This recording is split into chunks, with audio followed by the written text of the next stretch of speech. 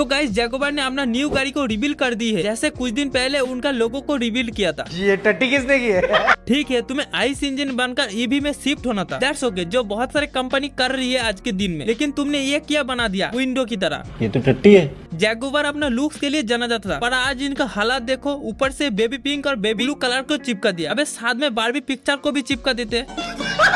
पहले इसकी looks, engine, road presence सब कुछ बढ़िया था, अब इसका लोगो, गाड़ी और इंजन की बात तो तुम छोड़ ही दो, क्योंकि बट एक बात से तुम निश्चित रह सकते हो, ये गाड़ी प्रोडक्शन में नहीं आने वाली, क्योंकि ये एक नॉन प्रोडक्शन कार होगी। और अगर तुम्हें इसकी फुल लॉन्ग वीडियो चाहिए तो तुम मुझे कमेंट कर सकते हो।